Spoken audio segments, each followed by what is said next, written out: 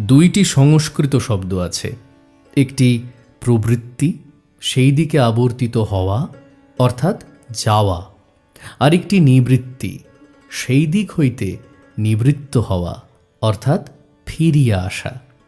সেই দিকে বর্তিত হওয়াকে সংসার বলি। এই আমি, আমার, যাহা কিছু এই আমিকে টাকা কড়ি, ক্ষমতা, নাম যশ দ্বারা সর্বদাই সমৃদ্ধ করিতেছে, এইগুলি সব প্রবৃত্তির অন্তর্ভুক্ত। এই প্রবৃত্তির প্রকৃতি সব কিছু আঁকড়াইয়া ধরা, সর্বদাই সব জিনিস এই আমি রূপ কেন্দ্রে জড়ো করা। ইহাই প্রবৃত্তি, ইহাই মনুষ্যমাত্রের স্বাভাবিক প্রবণতা। চারিদিক হইতে যাহা কিছু সব গ্রহণ করা এবং এক কেন্দ্রের চারিদিকে জড়ো করা। সেই কেন্দ্রে তাহার নিজের মধুর আমি। যখন এই প্রবণতা ভাঙিতে থাকে, তখন নিবৃত্ত বা সেদিক হইতে চলিয়া যাওয়ার ভাব আসে। তখনই নীতি এবং ধর্ম আরম্ভ হয়। প্রবৃত্তি ও নিবৃত্তি উভয়ই কর্ম। প্রথমটি অসৎ কর্ম, দ্বিতীয়টি সৎ কর্ম। এই নিবৃত্তি সকল নীতি এবং ধর্মের মূল ভিত্তি। উহার পূর্ণতাই সম্পূর্ণ আত্মত্যাগ। পরের জন্য মন, শরীর, এমনকি সর্বস্ব ত্যাগ করিতে সর্বদা প্রস্তুত থাকা। যখন এই অবস্থা লাভ হয়, তখনই মানুষ কর্মযোগে সিদ্ধি লাভ করে। সৎ কর্মের ইহাই শ্রেষ্ঠ ফল। এক ব্যক্তি সমগ্র জীবনে একটি দর্শন শাস্ত্রও পাঠ করেন নাই। তিনি হয়তো কখনো কোনরূপ ঈশ্বর বিশ্বাস করেন নাই এবং এখনও করেন না। তিনি হয়তো সারা জীবনে একবারও ঈশ্বরের নিকট প্রার্থনা করেন নাই। কিন্তু যদি কেবল সৎকর্মের শক্তি তাহাকে এমন অবস্থায় লইয়া যায়, যেখানে তিনি পরার্থে তাহার জীবন ও যাহা কিছু সব ত্যাগ করিতে উদ্যত হন, তাহা হইলে বুঝিতে হইবে জ্ঞানী জ্ঞানের দ্বারা এবং ভক্ত উপাসনা দ্বারা যে অবস্থায় উপনীত হইয়াছেন, তিনিও সেইখানেই পৌঁছিয়াছেন। সুতরাং দেখি, জ্ঞানী, কর্মী ও ভক্ত সকলে একই স্থানে উপনীত হইলেন, মিলিত হইলেন। এই এক স্থান আত্মত্যাগ। মানুষে মানুষে দার্শনিক মত ও ধর্ম বিষয়ক পদ্ধতি যতই ভিন্ন হোক না কেন, পরার্থে আত্মবিসর্জন করিতে প্রস্তুত ব্যক্তির সম্মুখে সমগ্র মানবজাতি সসম্ভ্রমে ও ভক্তি সহকারে দণ্ডায়মান হয়। এখানে কোনো প্রকার মত বিশ্বাসের প্রশ্নই উঠে না। এমনকি যাহারা সর্বপ্রকার ধর্মভাবের বিরোধী, তাহারাও যখন এইরূপ সম্পূর্ণ আত্মবিসর্জনের কোনো কাজ দেখে, তখন অনুভব করে এ কাজকে শ্রদ্ধা করিতেই হইবে।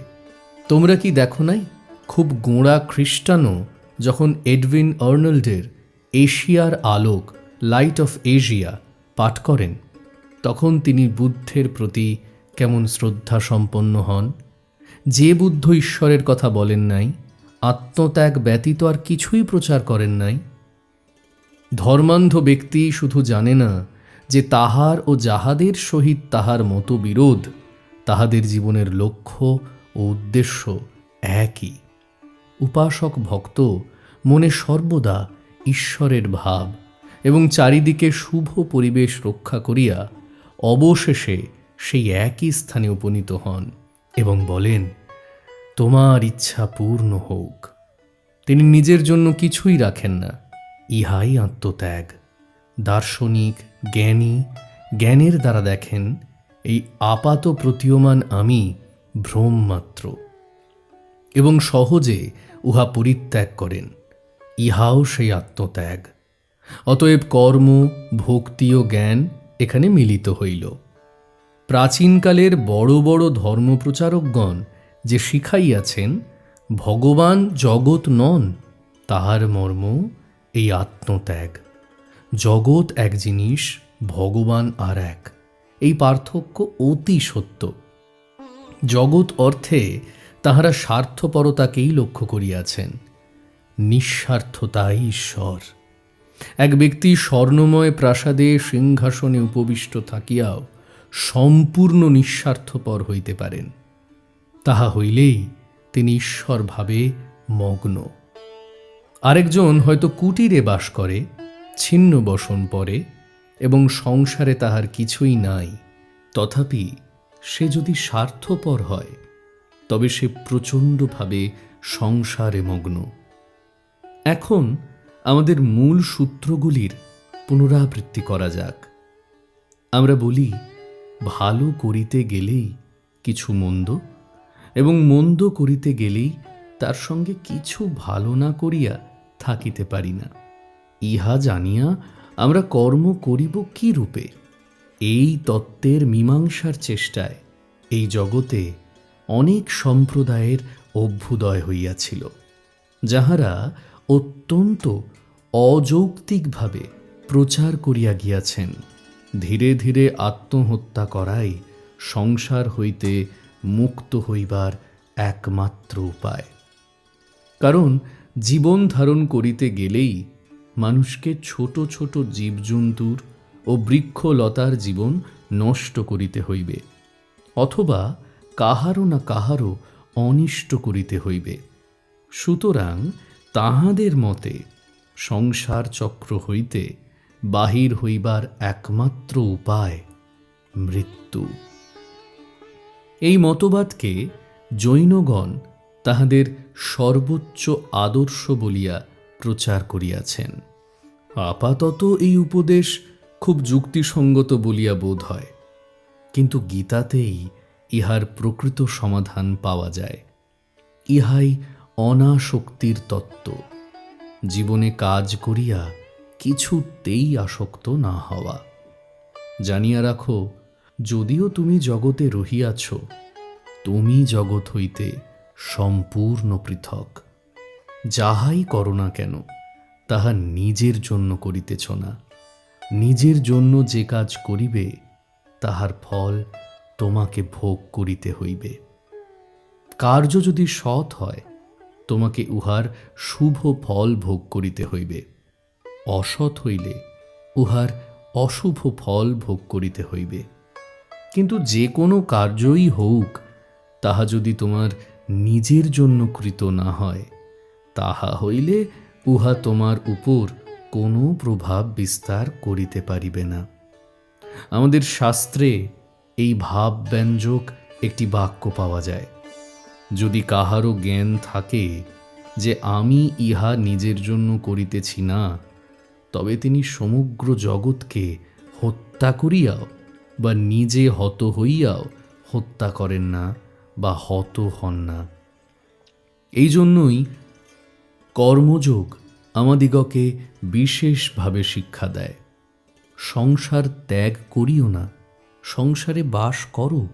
সংসারের ভাব যত ইচ্ছা গ্রহণ করো, কিন্তু নিজের সুখ ভোগের জন্য কাজ একেবারেই করিও না। ভোগ যেন লক্ষ্য না হয়। প্রথমে নিজের ক্ষুদ্র আমিকে মারিয়া ফেলো, তারপর সমুদয় জগৎকে আপনার করিয়া দেখো।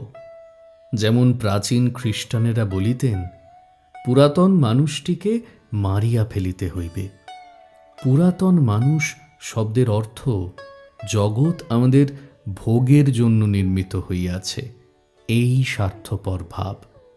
অজ্ঞ পিতামাতারা তাহাদের সন্তানদিগকে প্রার্থনা করিতে শেখান, হে প্রভু, তুমি এই সূর্য চন্দ্র আমার জন্য সৃষ্টি করিয়াছ।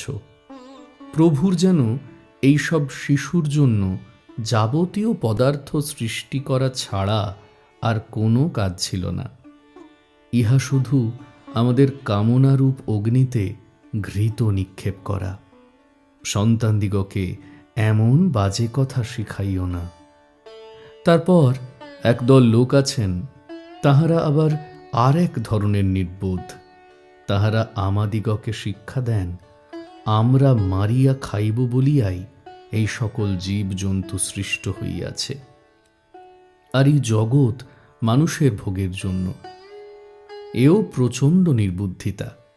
বাঘও বলিতে পারে, মানুষ আমার জন্য সৃষ্ট, এবং ভগবানকে বলিতে পারে, প্রভু, মানুষগুলি কি দুষ্ট, তাহারা স্বেচ্ছায় আমাদের সম্মুখে আহার রূপে আসিয়া হাজির হয় না, তাহারা তোমার আজ্ঞা লঙ্ঘন করিতেছে।